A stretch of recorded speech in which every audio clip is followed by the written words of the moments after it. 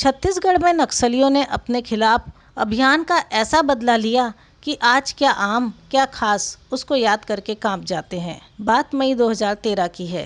मई 2013 में कांग्रेस छत्तीसगढ़ में विधानसभा चुनाव की तैयारियों में लगी थी।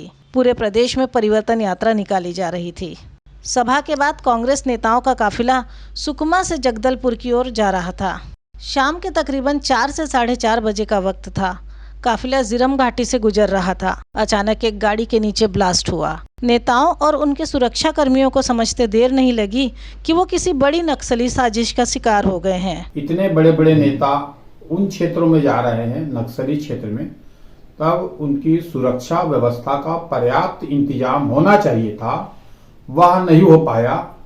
इसके कारण भी तत्कालीन सरकार की किरकिरी हुई और उस समय ये आशंका व्यक्त की जा रही थी कि उस रमन सिंह सरकार को भंग करके राष्ट्रपति शासन भी लगाया जा सकता है। फिर फायरिंग रोककर नक्सलियों ने ऐलान किया कि महेंद्र कर्मा जिस गाड़ी में हो बाहर आए। ऐलान सुनते ही महेंद्र कर्मा गाड़ी से बाहर निकले। बाहर निकलते वक्त महेंद्र कर्मा को शायद उम्मीद होगी कि वो खुद तो नहीं बचेंगे, लेकिन उनके बाहर आने से उनके साथी जरूर बच जाएंगे। महेंद्र कर्मा के बाहर निकलते ही नक्सलियों ने उन्हें गोलियों से छलनी कर दिया। तकरीबन 100 गोलियां उनके शरीर पर दागी गईं। नक्सलियों ने इतने के बाद भी कर्मा को नहीं छोड़ा। वो कर्मा के शिथिल पड़े शरीर को अपने साथ ले गए और उस पर बंदूकों की नोक से कई वार किए। उनके शरीर में 1-2 नहीं बल्कि पूरे 78 वार किए गए।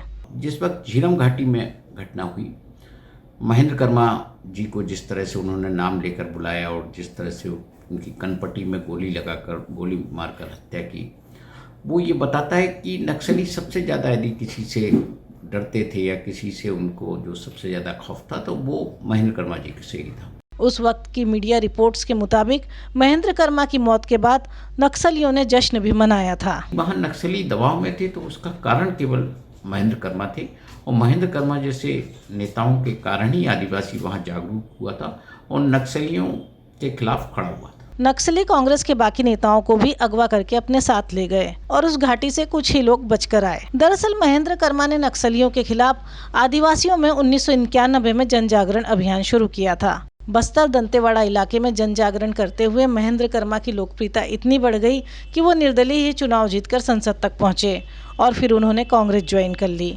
उसके बाद महेंद्र कर्मा ने सलवा जुड़म की शुरुआत की। सलवा जुड़म आदिवासी युवाओं का दस्ता था जो नक्सलियों के खिलाफ जन जागरण करता था। सलवा जुड़म का अर्थ होता है शांति का कारवां। ये 2005 में बनाया गया था। उस वक्त छत्तीसगढ़ में डॉक्टर रमन सिंह की सरकार थी। रमन सरकार को सलवा जुड़म इतना पसंद आया कि सरकार भी सलवा जुड़म की मदद करने लगी। माना जाता है कि सलवा जुड़म कांग्रेस और बीजेपी दोनों का मिला जुला अभियान था। महेंद्र कर्मा जी को बस्तर का टाइगर कहा जाता था और बस्तर का विकास उनकी पहली प्राथमिकता थी। और बस्तर का विकास तब तक नहीं हो सकता था जब तक नक्सली वहाँ से ना हट जाएं।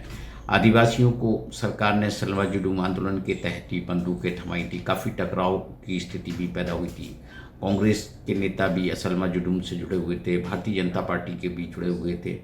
तो ये एक आंदोलन ऐसा था जिसमें नक्सलियों को वहाँ जगह मिलना थोड़ा सा मुश्किल हो गया था। सलवा जुड़ूम जो है उसकी वजह से हमें लगता है, मेरा एक निजी जो मानना है कि फायदा बहुत ज्यादा नक्सलियों के खिलाफ सरकार को नहीं हुआ या नक्सल उन्मूलन या शांति व्यवस्था जो बस्तर क्षेत्र में करने की कोशिश थी उसका बहुत ज्यादा फायदा नहीं हुआ। नुकसान ग्रामीणों को उठाना पड़ गया क्योंकि लगातार जो थे वो नक्सली जो थे वो ग्रामीणों को टारगेट करने लगे, उनके घरों को उजाड़ने लगे, तो उसकी वजह से उन्हें अपना घर छोड़ना पड़ा। जानकार बताते हैं कि नक्सलियों ने कर्मा से सलवा जुड़म का बदला लिया।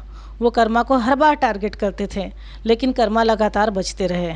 सुप्रीम कोर्ट के आदेश के बाद सलवा जुड़ूम को खत्म कर दिया गया, लेकिन आज भी बहुत सारी लोग ऐसे हैं जो मानते हैं कि सलवा जुड़ूम के आंदोलन से नक्सली गतिविधियां प्रभावित हुई थी। इस हमले में कांग्रेस के तत्कालीन प्रदेश अध्यक्ष नंद कुमार पटेल और उनके बेटे दिनेश पटेल की भी हत्या कर दी गई।